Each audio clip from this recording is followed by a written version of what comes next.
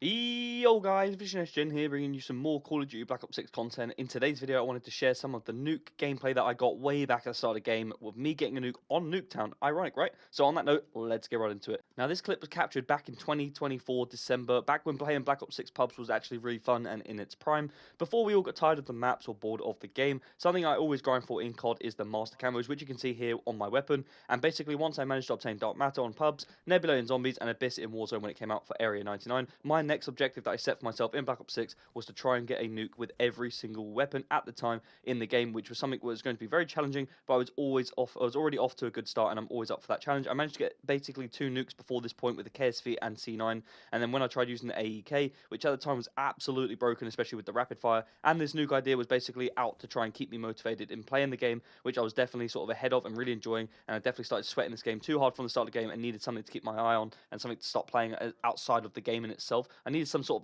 of sub goal or some sort of minor objective to actually play the game, because when you're someone like me and you get all the master cameras and you complete the game far too early, which basically is what I did, you need something else to keep you going. Otherwise, you're just doing the same thing you've already done 1,000 times over. I mean, I'm not proud to say I don't know what my playing time was at the point, but to have all of those master camos in such a short period of the game being out, you can already tell how much I'd probably played this game at this point. Now you can see it in this gameplay, there is a lot going on as usual on Nuketown. Nuketown hadn't been out for that long at this point, and to have gotten a nuke on this map, given the history of it and given the history of Black Ops 6 and what it was like with the SBMM in general, I thought it was definitely worthy of uploading to the channel, because it was a clip I got from way back when, and I saw it just like my previous episode where I put a nuke clip up of me getting a nuke on Stakeout on Face Off, which is one of the coolest things I've done on this game on Black Ops 6. So go check that out if you guys haven't seen that. But then it gave me the idea to go check through my clips, and I saw that I had got one on this map, and it was actually the first one I got on Nuketown. Now Nuketown is one of my favorite all-time multiplayer maps. Definitely every Treyarch game it reappears, I always have these sort of personal set of goals which I try and achieve, which is basically to get a nuke, get a cool like sniping clip or montage, and go on multiple 100 bombs and stuff like that, which is what basically I managed to tick off every single time. And when I got this nuke in this gameplay, that is when I officially ticked off those lists, because I'd already had a couple 100 bombs and stuff like that.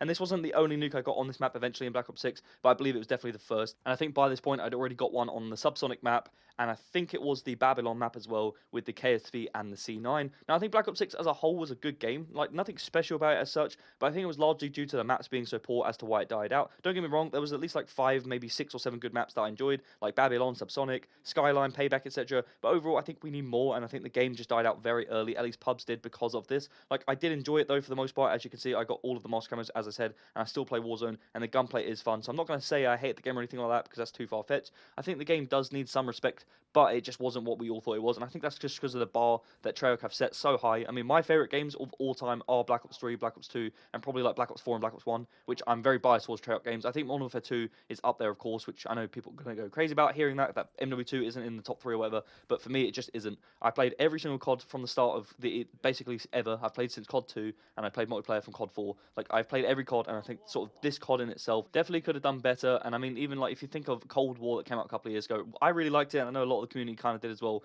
And given if you knew how long that game had in development cycle and how much sort of time that Treyarch spent on that game, to think how good of a game that was considering those sort of the time it had. I think it was less than a year. You'd think that's pretty good going, and you'd think, well, I'd definitely take that game over this.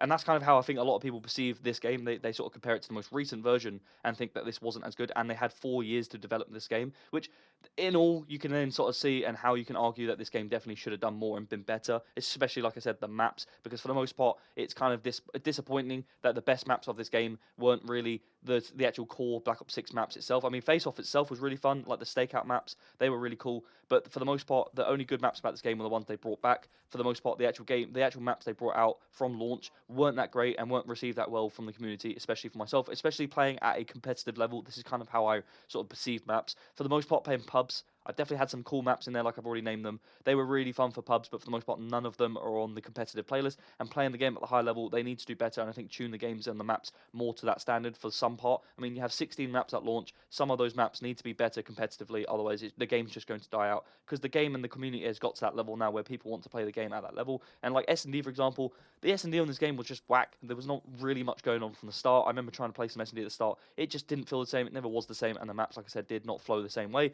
And I guess there's a lot that needs to be looked at. But I think overall, for the overall experience of Black Ops 6, it's a good experience. And this weapon in this gameplay, as you can see, was cheese.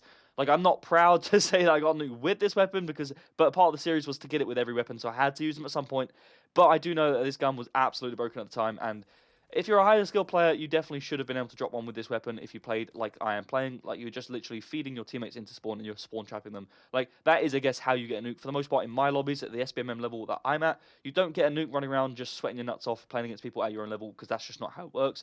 You typically will get someone eventually catch on to where you are, and you'll eventually get a team sort of double team or sort of stack on top of you, and that's how you sort of get your streaks broken. But in lobbies like this is how you get nukes. You spawn trap, you play your lanes, and you just hope for the best, really. You hope your teammates don't spawn them out and go running to their spawn stupidly. Like I'm playing here with a couple of friends, so we sort of know how not to sort of flip the spawns, because I've been playing Nuketown for a long time, as I said, so you kind of know and get the gist of what you're doing. But for the most part, you also hope that the other team doesn't rage out and leave, because who likes being spawn trapped, let's be honest. But for some reason, this lobby, the team did not. They did start catching on to where I was, so you can see that the gameplay slows down massively, but this is me being really close, and again, to sort of ticking off a key element for my personal goals, which was to get a nuke. So I started hard camping it big time and playing it really smart, and as you'll see at the end, as soon as I over peak or over sort of chow, I do die straight away because they've caught on. But yeah, in summary, I'm going to provide more Warzone content for the channel for ranked gameplay, so if you guys are interested in seeing high kill gameplay, cool wins, funny moments, loadout builds, and stay tuned, because there's more of that coming to the channel. If you've enjoyed the video, as always, do not forget to like and subscribe, as it massively helps me out. And if you have any suggestions on upcoming videos that you want to see on the channel, let me know down below in the comments and I'll get right back to you. I'm VisionSGen, and I'll see you in the next one.